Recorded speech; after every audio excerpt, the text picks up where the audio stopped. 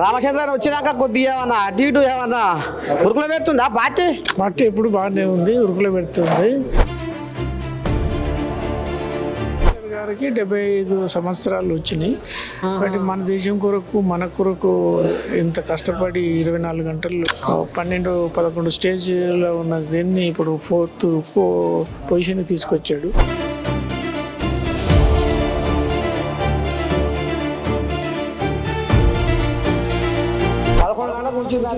మీ car ముంగట్నే కూర్చుంది. ఇప్పుడు group 1 కథ మా అయాంలా గింతంత ఏమన్నా సీమ చుట్టుకు అన్న నీ దండం పెడితే ఓ డప్పు కొట్టిరు బీజేపీ వాళ్ళు, సిబిఐ విచారణ అన్నారు. ఇవాళ మరి గింత కథ నడుస్తుంది. మరి బీజేపీ వాళ్ళ కళ్ళు ఎందుకు మూసుకుపోతున్నాయి? కనపడతలేదా? రామచంద్ర అని అంటున్నారు, బొబ్బలు పెడుతుండ ఆయన. వాళ్ళు లీకులు చేసిర్రు. ఇప్పుడు ఏం బీకినంటే మేము అడగాలి వాళ్ళని. కార్యవర్గం ఎన్నుకున్నాట అలా ఏదో అంత మనలకు అన్నట్టుగా నడిచిందట. నిజమేనా సార్? మరి మనల్ని పెట్టుకుని ఏమో పగలు పెడదాం మనం దాంట్లో.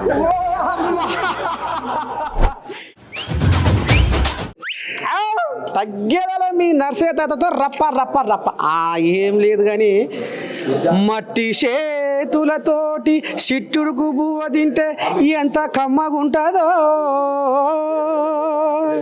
మల్క కొమరన్న జీవిత చరిత్ర వింటే ఒళ్ళు పులకరిస్తుందో. ఎందుకంటే మరి అన్న చిన్న సన్నోడు ఏం కాదు, పెదపల్లి కదా. కరువు, కష్టం, కన్నీళ్ళు, అవమానాలు, ఓ అమ్మ చిన్న కథ కాదు. ఆ కాయ కష్టం చేసిండు కూడా వసవసారి రెక్కలు బుక్కలు చేసుకొని చెమట తీసిన మనిషి ఇవాళ ఎక్కడుండు చూడు. మరి చిన్న సన్నది కాదు. అన్న పేరు చెప్తే పంచభూతాలే పరవశిస్తాయి. మరి మల్క కొమరన్న పేరు వింటే ఈ జగమే సిగమూగుతుంది, ఆకాశమే గంతేస్తుంది అన్నా కానీ ఆశ్చర్యపోవాల్సిన అవసరం లేదుల్లా. ఎందుకంటే ఆయనే ఆ స్థాయికి వెళ్ళి ఇలా ఈ స్థాయికి వచ్చి ఎంతో మందికి జీవనోపాధి కల్పించుకుంటా ఇక మరి ముంగడికి పోతుంది బతుకు బండి. మరి ఇలా బీజేపీ భవన్లకు వచ్చినందుకు పెద్ద మనిషితో 2 ముచ్చట్లు పెడదాము. ఏమంటాడు, ఏంది, ఏం కథ, ఎట్టటి సంగతి, ఇలా ప్రెస్ మీట్ దేనికోసం పెట్టావు, అసలు ఏంది, ఏం నడుస్తుంది, బీజేపీ సంసారం ఎట్టెట్టుంది, రామచంద్ర వచ్చినాక కొద్దిగా ఏమన్నా అటు ఇటు ఏమన్నా ఉరుకులో పెడుతుందా పార్టీ? పార్టీ ఎప్పుడు బాగానే ఉంది, ఉరుకులో పెడుతుంది. రామచంద్ర గారు వచ్చిన తర్వాత ఇంకా ఆయన ఫుల్ టైం ఉన్నాడు కాబట్టి ఇంకా రన్నింగ్లో ఉంది. మరి ఏందే ఏదో నాకేదో పట్టుకొని చూపిస్తేవి అలానే ఇంగ్లీష్ పీసులు ఉన్నాయి గీతలు ఏం పిలగా నాకేమో అర్థం కాదా. మరి అది ఎందుకంటే నేనేమో తెలుగు మాట్లాడితేనే అడిగే మా ఎక్కువ ఇంగ్లీషే నాకు రాదా. దాని మీద ఏదో 3 అని కే అని ఏదో అవుపడుతుంది. చెప్పు జర మా ఊళ్ళకి ఏంది ఏమో చేయబోతుర్రు. ఇది మన 21st నాడు మారథాన్ మన రన్నింగ్ రేస్ ఉంది. అందరికీ యూత్కు పెద్ద అందరికీ కూడా ఓల్డర్ పీపుల్ కూడా అలా పార్టిసిపేట్ చేయొచ్చు. సందర్భం ఏంటంటే మన ప్రైమ్ మినిస్టర్ గారికి 75 సంవత్సరాలు వచ్చినాయి. కాబట్టి మన దేశం కొరకు, మన కొరకు ఇంత కష్టపడి 24 గంటలు రోజు పనిచేస్తూ మన దేశాన్ని మన 12-11 స్టేజ్లో ఉన్న దీన్ని ఇప్పుడు 4th పొజిషన్ తీసుకొచ్చాడు.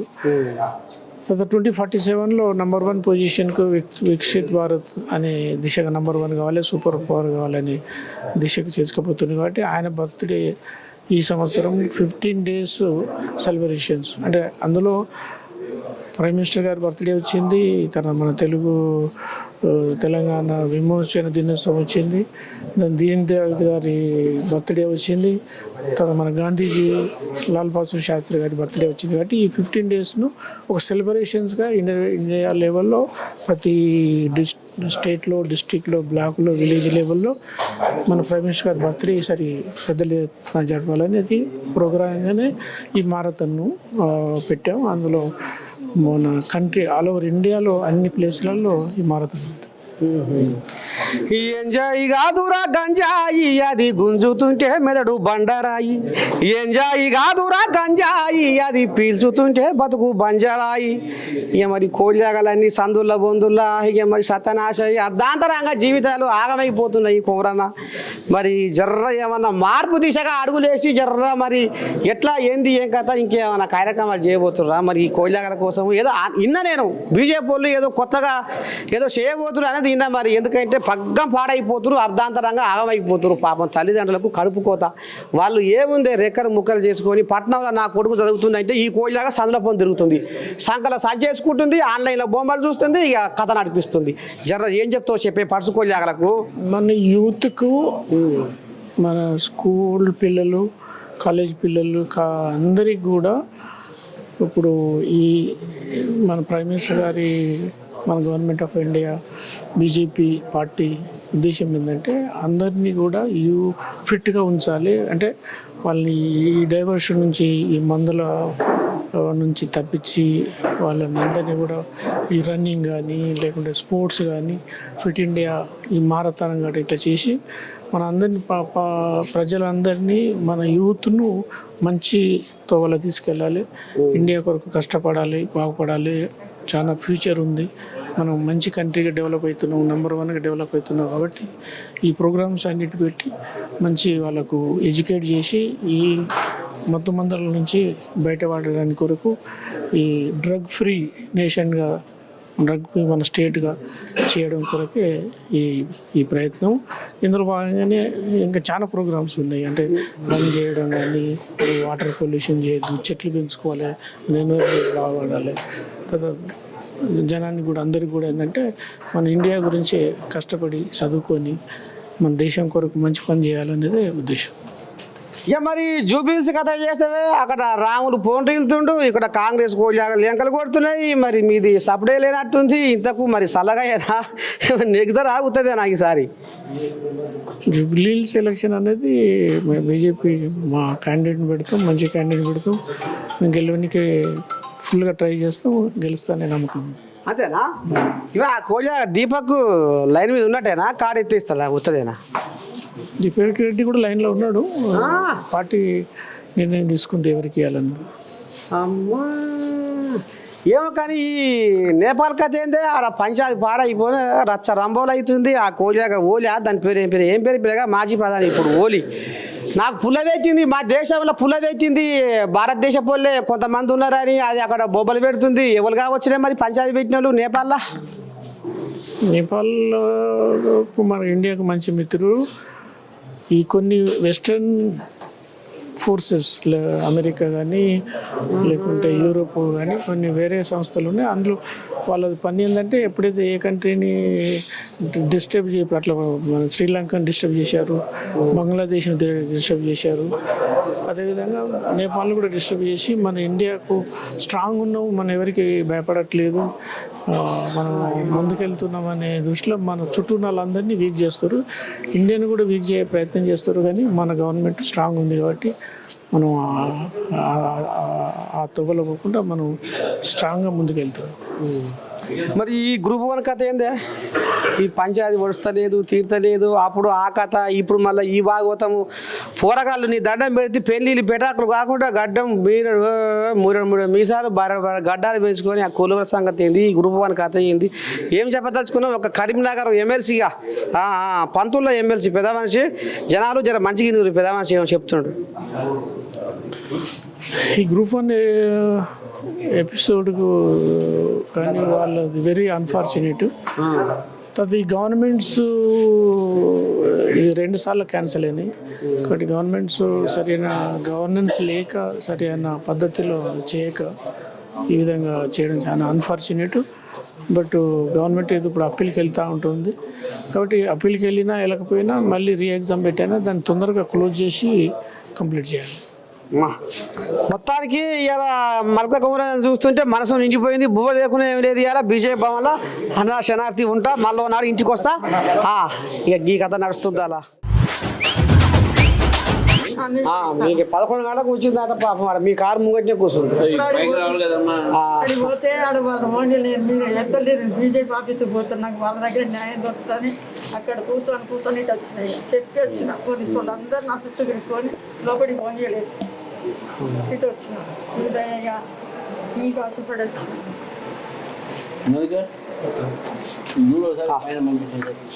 లీగల్ టీమ్ చేశారు. ఇప్పుడు గ్రూప్ 1 కథ హైకోర్టు కూడా మరి ఇప్పుడు కథ నడిపించింది. ఆఖరికి వస్తార కల్లా బీఆర్ఎస్ కొలిదాగా కేటీ రాములు ఏమంటుందంటే మా అయాంలో గింతంత ఏమన్నా సీమ చుట్టుకు అన్నా నీ దండం పెడితే ఓ డప్పు కొట్టిరు బీజేపీ వాళ్ళు, సిబిఐ విచారణ అన్నారు. ఇవాళ మరి గింత కథ నడుస్తుంది. మరి బీజేపీ వాళ్ళ కళ్ళు ఎందుకు మూసుకుపోతున్నాయి? కనపడతలేదా రామచంద్రయ్యకు అని అంటుండు, బొబ్బలు పెడుతుండు ఆయన రాములు. వాళ్ళు లీకులు చేసిర్రు. ఇప్పుడు ఏం పీకినంటే మేము అడగాలి వాళ్ళని. ఇప్పుడు అక్కడ లీకే వాళ్ళది, వీళ్ళు గట్టిగా కోర్టు కొట్టింది. కోర్టు అయిన తర్వాతనే కదా సిబిఐ వచ్చేది. ఇప్పుడేం చేసేవాళ్ళు, కేసులు ఏం లేవు దాని మీద. సిబిఐ దీని మీద ఎందుకు అడుగుతారు? ప్రతిదానికి సిబిఐ అడగరు. వాళ్ళు అడగమనగా మీరు అడగడానికి ఏం లేవు, ఏమనగానే ఇవ్వడానికి కూడా గవర్నమెంట్ లేదు. అప్పుడు మరి ఆ లయంలో మీరు సిబిఐ విచారణ కలవరించారట. ఇప్పుడు గింత జరుగుతున్నా ఎందుకు పట్టించుకుంటలేరు బీజేపీ వాళ్ళు? నోర్లు ఎందుకు మూగబోతున్నాయి ఏమంటుండు? అప్పుడు పోలీస్ కేసు అయింది, ఇప్పుడు కాలే కదా. ఇప్పుడు పోలీస్ అయితే మనం కూడా అడుగుతాం సిబిఐకి ఏమని. మొత్తానికి అన్ని అతుకులు పెడుతుందిగా, చెవులు కుట్టేటవుతుందిగా పని. ఇక మరి ఇప్పుడు రాంగ పోంగా మరి ఇప్పుడు రామచంద్రయ్య వచ్చినాక ఎట్ట పోతుంది బీజేపీ సంసారము? ఏంది ఏం కథ? సంసారం బ్రహ్మాండంగా ఉంది. అన్ని 10 కుంపట్లు అయితే ఇప్పుడు ఒక్కొక్క ఊర్లో ఒక్కొక్క కుంపటి మంచి బ్రహ్మాండంగా బీజేపీ స్ట్రాంగ్. మళ్ళీ వామో ఏదో నిన్న ఏదో కొత్తగా ఏదో కార్యవర్గం ఎన్నుకున్నారట, అలా ఏదో అంత మనలకు అన్నట్టుగా నడిచిందట. నిజమేనా సార్? మనం మనల్ని పెట్టుకుని ఏమో పగలు పెడతాం మనం దాంట్లో. అంటే నేనేమంటున్నా అంటే మనకు దగ్గర ఉన్న వాళ్ళకి అనేది మీ దాంట్లో మీకే అంటే ఇలా వేరే వాళ్ళ పాత్ర కానీ ఎవరి దగ్గర అందరి దగ్గరే, ఎవరు నా దూరం లేరు, అందరి దగ్గరే కాబట్టి వచ్చి దగ్గర అవుతారు. ఇక నేను ఏగలేను. నేను మంచి వాళ్ళకి నేను ఏమో చేసినా కానీ రామచంద్రన కాడ నాది ఏమో అవుతుంది కథ. ఇక మరి ఆఖరికి వస్తారా కల్లా మరి ఇప్పుడు రేపు స్థానిక సంస్థల కథ మరి ఎట్లా చేస్తారు? మరి ఈ బీసీ బిల్లు లాంటిది కేంద్రంలో మీరు పగ్గాలు చేత పట్టుకొని కత్తెర పట్టుకొని సిద్ధంగా ఉన్నారట. ఆ కోళ్ళేమో ఆళ్ళాడ ఆపుతురు. ఇప్పుడు కామారెడ్డి కథ అనుకుంటే కామారెడ్డి కూడా ఏదో వానముసురు అని వాయిదేసిరటగా మీటింగు, వాయిదేసిరట కోళ్ళగారు. మరి ఇప్పుడు స్థానిక సంస్థలల్లో మరి నిన్నమన్న మీరు ఏదో జిఎస్టీ అని తీసుకొస్తే అది దీనికేనా ఏంది? జిఎస్టీ వేరే, జిఎస్టీ పన్నులు. అది ఈ బీసీ రిజర్వేషన్లు వీళ్ళు చేయలేక వేరే మీద వస్తున్నాం. అట్లా వీళ్ళు చేయాల్సిన పని వీళ్ళు చేయక మోదీ మీద వస్తున్నాడు. ఏమంటారు, ఆట రాక అది అంటారు కదా, బస్ అది నాచిన ఆమె అంగంటేడా. వాళ్ళు చేయలేక మోదీ అంటున్నారు. చేయమని చెప్పండి, చేయడం ఎవరు చేయొద్దన్నారు? మరి మీరు అసెంబ్లీలో గంగేతో లెక్క తలకాయ ఊపి సమ్మతి చేయ అంటారు. ఆడికి పోయినాకనేమో పక్కన చేత పట్టుకొని ఆడిస్తున్నారు అట. ఆడ కూడా జయ ఉంది, అక్కడ జయ ఉంది. ఇక్కడ వీళ్ళే ఇక్కడ బై అంటున్నారు. బాయ్ సామిరంగా గీతుల్లో మొత్తానికైతే మరి బీజేపీ రాష్ట్ర పెబ్బ రామచంద్రన్నకి ఈ రకంగా ఆంబాయ వెళ్ళబోసుకుంటూ ఇక మరి చూస్తూనే ఉంటారు. కెమెరామెన్ మోహన్తో మీ నర్సయ్య తాత, బీజేపీ భవన్. ఇక ఏం లేదు కానీ ఇక మరి ఇప్పుడు బీజేపీ పెబ్బ రామచంద్రన్న ఏమన్నాడో విన్నారు, మళ్ళీ పోతే మల్క కుమరన్న కూడా ఏమన్నాడో విన్నారు.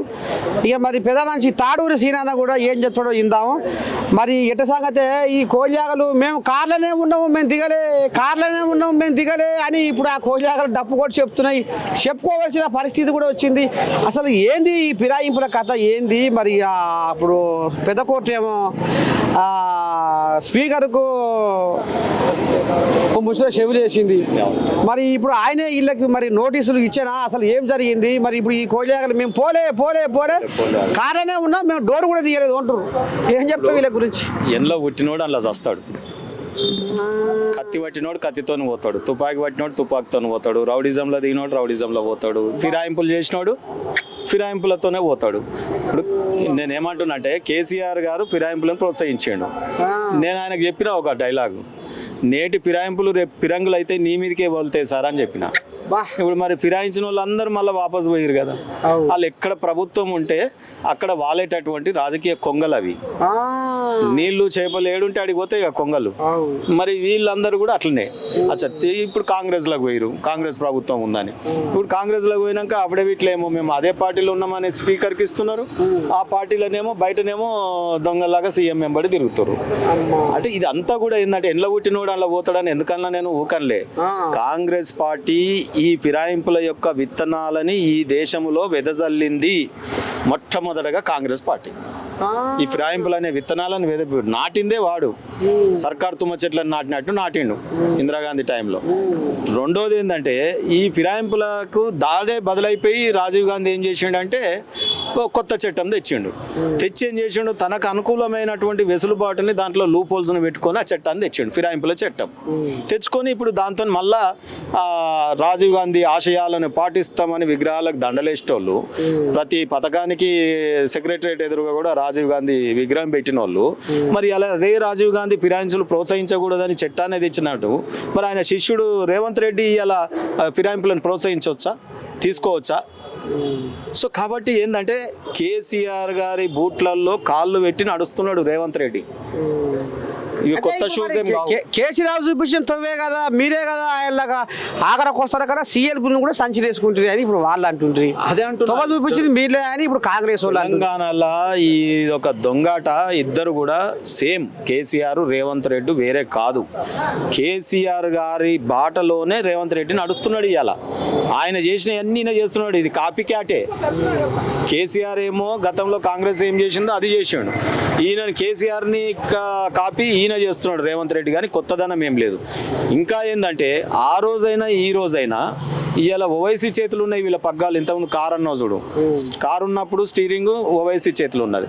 ఆ రోజు ఓవైసీ అన్నాడు కదా, కార్ కా స్టీరింగ్ మేరే పాస్ అయ్యాను అన్నాడా లేదా?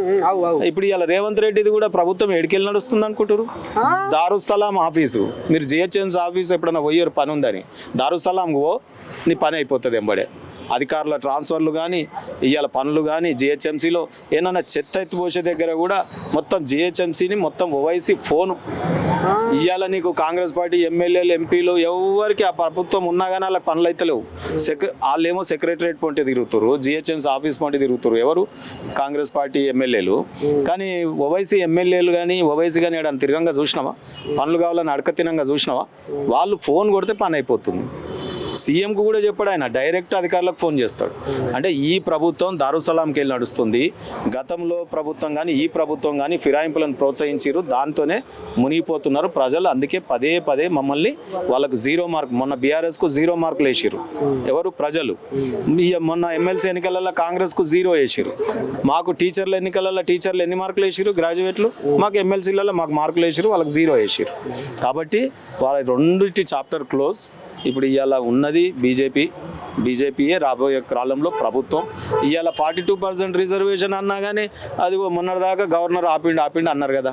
అంటే గవర్నర్ ఆపిండి అనలే, బీజేపీ వాళ్ళు ఆపుతున్నారు అని అన్నారు. అంటే గవర్నర్ వ్యవస్థ ఏదో మాకు బీజేపీ పార్టీ కార్యకర్తలు అన్నట్టుగా మాట్లాడారు. మరి ఇవాళ గవర్నరు 42% బిల్లు ఆమోదం తెలిపిండు కదా.